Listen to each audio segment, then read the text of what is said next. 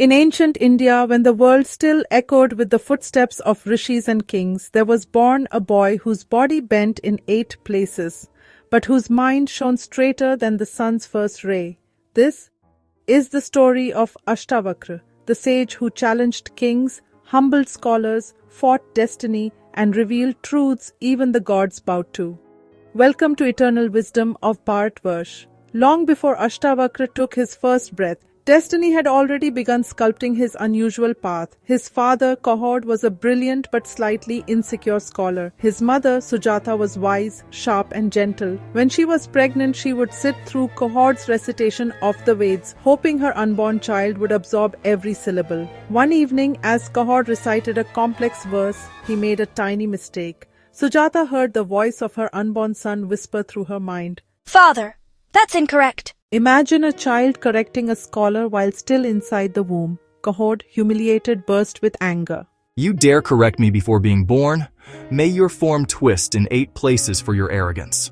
And thus the unborn child received a curse he never earned. 8 bends, 8 distortions, 8 reminders of a father's wounded pride. That child would be named Ashtavakra, he who is bent in 8 places. Sujata gave birth to a boy whose body looked like folded cloth, yet whose eyes held a calmness beyond years. From the moment he spoke, people realized he may be bent, but not broken.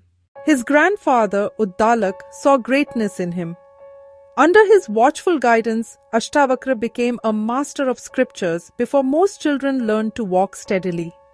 But one absence haunted him, his father. "Where is father?"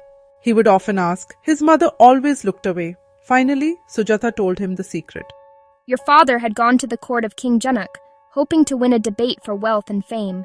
But he lost, and scholars who lost debates paid the ultimate price. They became slaves to the victor. Kahod was now a prisoner of a ruthless scholar named Bandi, who challenged sages and sacrificed losers into the ocean as an offering to Varun, the god of waters. Ashtavakra clenched his tiny fists. A boy of 12 vowed to rescue his father. Ashtavakra marched into King Janaka's court, a court known to be the most intellectually fierce in the land. The courtiers glanced at the crooked boy and whispered, "Who let this cripple in here?" But Janak, a lover of wisdom, saw something in him, a spark that couldn't be bent. "What brings you here, child?" "I am here to defeat Bandi and rescue my father." The hall erupted in laughter, but Janak silenced them. "Let the boy speak." Ashtavakra turned to Bandi, his voice calm but sharp. "You hide behind your victories, but today, truth itself will defeat you." What followed was not just a debate, it was a storm of intellect. Bandi challenged him in Vedic knowledge. Ashtavakra countered with flawless verses. Bandi attacked with logic. Ashtavakra dismantled him with sharper logic.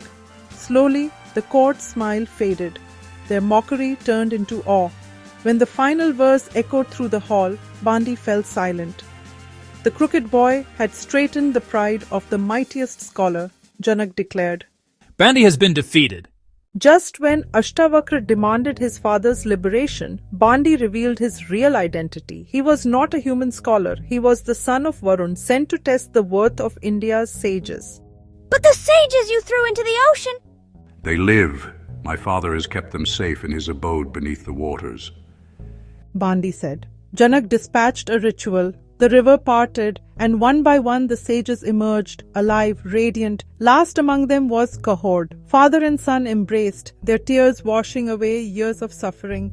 Overwhelmed with shame, Kahod lifted his son and prayed, "May this child be freed from the curse he never deserved." The waters of the sacred river shimmered. Ashtavakra's bent limbs straightened. He emerged whole, both in body and spirit. Ashtavakra, now a sage whose mind saw beyond illusion, visited King Janaka again, not as a child but as a master. The conversation that unfolded became immortal.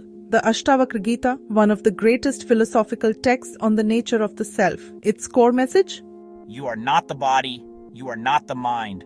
You are pure consciousness, untouched, unbound, ever free. A teaching learned from the man who himself had been trapped in a body bent in 8 places. In the years that followed, Ashtavakra traveled as a free sage, taking no disciples, seeking no fame, accepting no temples in his honor. He walked through forests like wind. He sat by rivers like silence. He lived as the pure spirit he taught about. Some say he eventually disappeared into the Himalayas, leaving no footprints. Some say he entered deep meditation and left his body like a snake shedding its skin. Some say he walked into the sunset, smiling at the cosmic joke called life. But all agree on one thing: his wisdom still lives, unbent, untwisted, unbroken. The life of Ashtavakra is the greatest reminder that a twisted body can house the straightest soul. An insult can become destiny's blessing, and wisdom needs no perfect form, only a fearless heart.